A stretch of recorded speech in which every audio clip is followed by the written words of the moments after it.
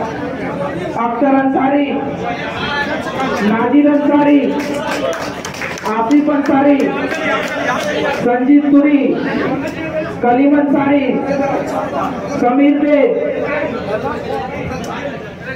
कोरेश कुमार सोरेन, निर्मल गोराई, मन्ना अंसारी, इकलाक अंसारी, सोनू भाई।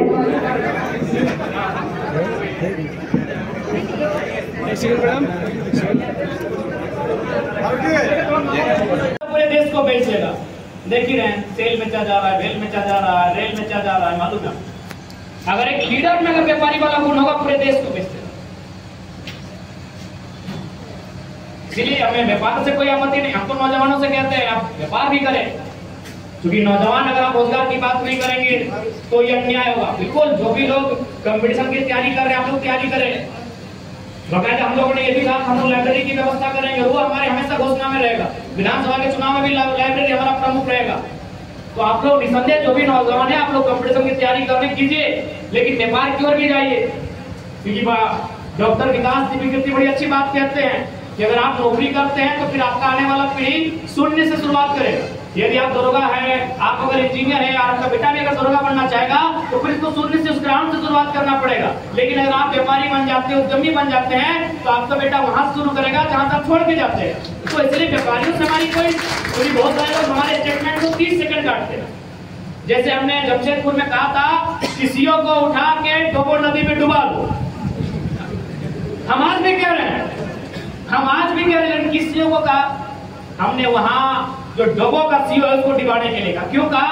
न वो बेईमान आदमी 20,000 रुपया मोटेशन का मांग रहा था। हमने क्या बोला था? हम आज भी कहेंगे। तो वे लोग क्या करते हैं, 30 सेकंड को चला देते हैं। व्यापारी लोग भी बोले कि नहीं, आप तो खाली किसानों की बात करते। बोला व्यापार तो हमने कब आरोप लगाया भाई? हमने ये कहा कि एक लीडर व्यापारी का, एक लीडर अगर व्यापारी की तरह सोचेगा, एक लीडर अगर व्यापारी की तरह बनेगा तो व्यापार का ही काम करो, हमें कोई आपत्ति नहीं है। एक लीडर को लीडर बनना चाहिए। इसलिए बहुत सारे लोग क्या करते हैं, हमारे 30 सेकंड की क्लिप को चला देते हैं। वे लोग भी बड़ा अच्छे लगता है। लोकसभा के चुनाव में भी वही हुआ, सांसद के साथ हमारी फोटो है तो लोग चिपका दिए दीवार में।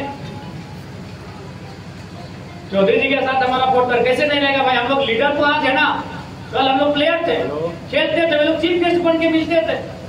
ढुलू महतो से फोटो होगा, मुद्रा प्रसाद महतो से फोटो होगा, अमर बावरी से होगा, जयप्रकाश भाई पटेल से होगा, रणविजय सिंह से फोटो होगा, हमारा बाबूलाल मराठी से फोटो होगा। खेल के मैदान में मिलना है भाई। हम लोग वो राजनीति के चैंपियन थे, हम लोग खेल के मैदान के चैंपियन थे। ट्रॉफी लेने के लिए जाते थे तो फोटो तो आएगा। तो उन फोटो को लोगों ने वायरल किया। आप गजब, हम लोग का माइंड भी है, हमारे लोग भी गजब की आज चीजों को समझ नहीं पाए।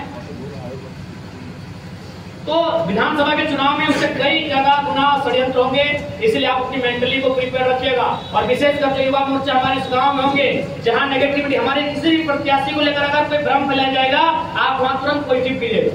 जैसे उदाहरण के लिए पीर के कुछ गाँव में क्या था, खासकर आदिवासी परिवार, क्योंकि आदिवासी वोट भी हमें आने लगा था, तो उन्होंने क्या किया, चंद्रप्रकाश चौधरी और मेरी जो फोटो है आदिवासी के दीवार में जाके चिपका दिया। तो अगर हमारे कार्यकर्ता में एक्टिव होते हैं तो वो भी एक काम करते हैं, हेमंत सोरेन और मोदी की फोटो को चिपका देते वहां।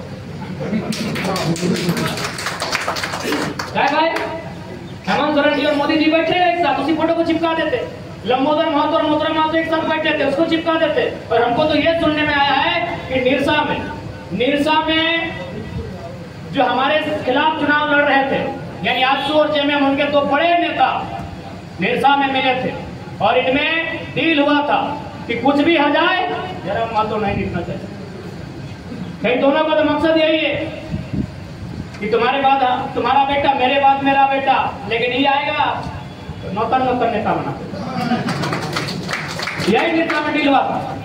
क्योंकि अभी हमारे पास एक्टर डाटा नहीं और मीडिया लोग हमारी बात को कैप्चर कर रहे हैं, इसलिए हम कहना नहीं चाहेंगे, बात को खोलकर उनका नाम नहीं लेंगे, क्योंकि ऑथेंटिक प्रमाण नहीं मिला।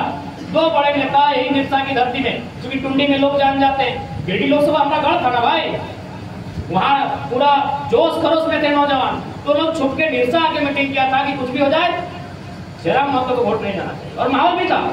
कई ऐसे गांव में जहां आजसू वाले गए, अगर उनको बोला कि नहीं वोट आपका नहीं, तो उन्होंने क्या कहा कि ठीक है हमको नहीं देते कोई बात नहीं, जेएमएम को देना।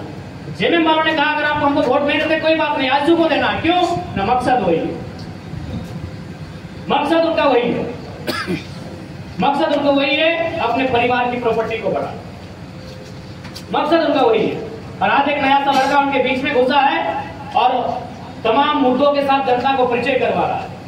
देखिए, कभी भी अगर हम एक विधायक बन के आते हैं ना तो इनको खतरा नहीं होता, अरे चलो अपना 81 में कहीं लड़ रहे हैं, हमको क्या। लेकिन ये पूरे राज्य को आप नेतृत्व करने आए हैं ना, इनको तकलीफ है उस बात की, इनको उस बात की तकलीफ है कि ये लोगों को अपने साथ जोड़ता है, लोगों को हमारी जो जिसको हम लोग हक के रखे उनको उजागर करता है और बड़े शानदार शब्दों में समझा देता है। जैसे हमने रामगढ़ तो सवाल किए क्लासिक पोल किसका है, सांसद महोदय बताइए, तो पता चला कर भैया कर ले सब तो विधायक तो है, 11 लोग विधायक, सांसद तो है, विधायक तो है, आज ठीक वो तो ही बोलिए, बाकी अपनी जाल बजवाइए, 5 साल में वोट ले। तो इसलिए